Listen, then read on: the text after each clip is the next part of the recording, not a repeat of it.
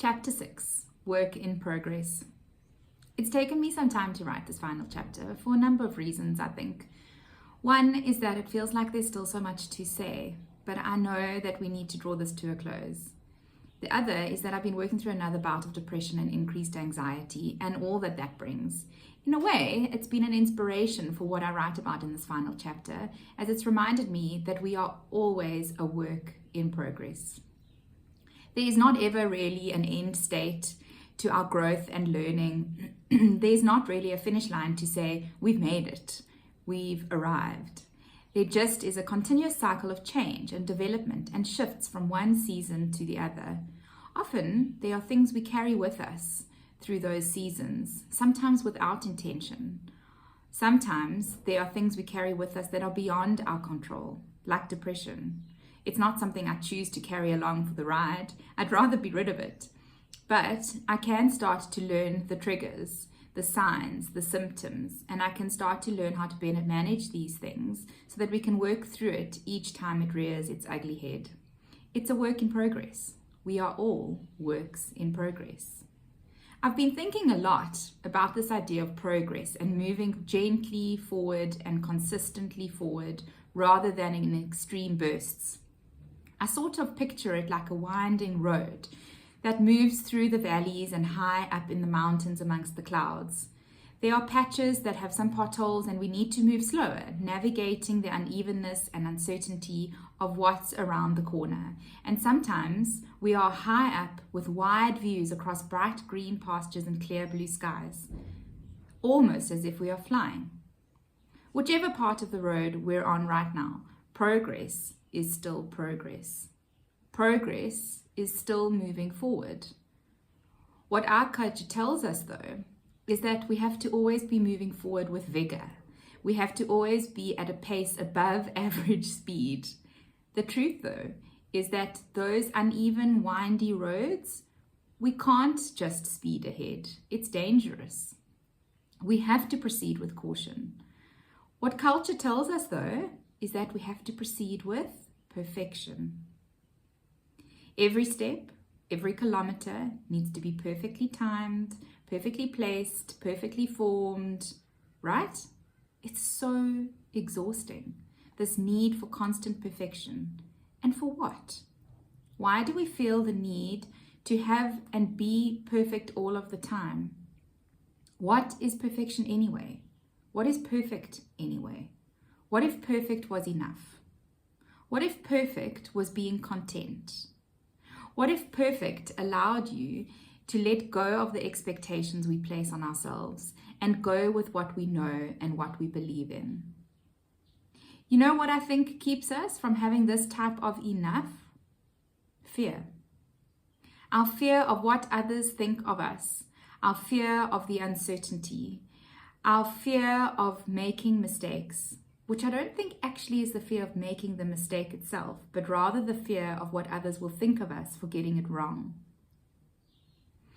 Our fear of the unknown, our fear of not being enough, our fear of not being good enough, all the fears that lurk around in the space between our ears.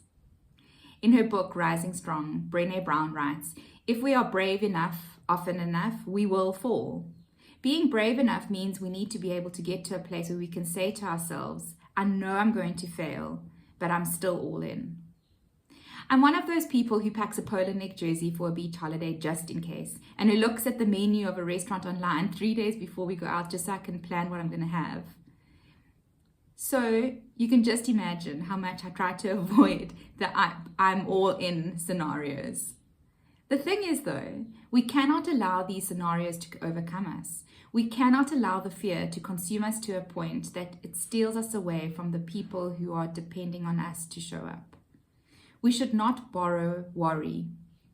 I felt all these fears, all the fears I know I shouldn't, but I try my best to be aware of when I feel this way and to flip it on its head so I can still say I'm all in. The fearful thoughts in our heads won't just go away. We have to intentionally focus on making them go away. Have you heard of the acronym for fear? False evidence appearing real. False evidence. False. You see? stories made up, most often by ourselves. So how do we block out the loud orchestra of anxiety? We find truths, we find facts, we find blessings and joy. We find these things in our lives and we focus on these things.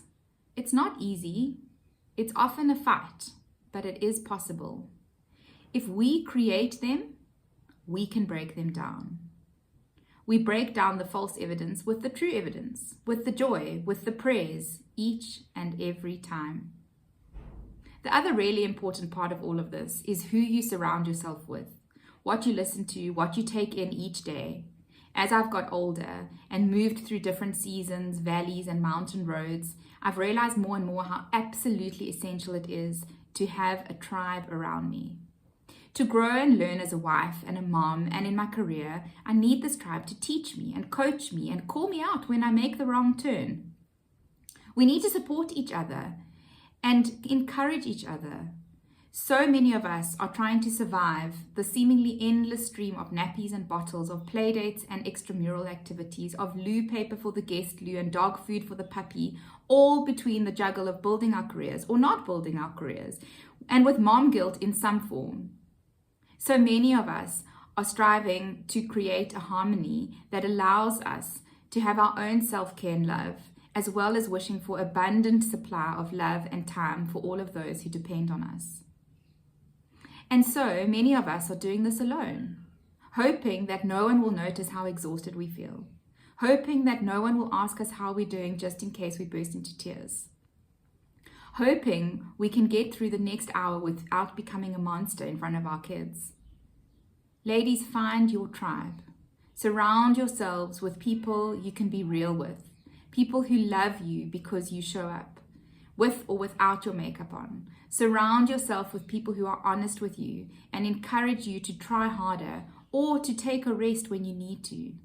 Surround yourself with people who have gone through what you're going through or can just hold your hand as you navigate this new road. Surround yourself with people who have run this trail and come out on the other side, who can give you advice for your journey. Then be humble and teachable. Then be willing to listen and learn from those others. Be humble, teachable, willing to learn and listen, because we are all works in progress. Not perfect, maybe more broken than what we're willing to admit, but enough for today, in this season. Perfectly enough to navigate the next part of the journey, because the only way out is through.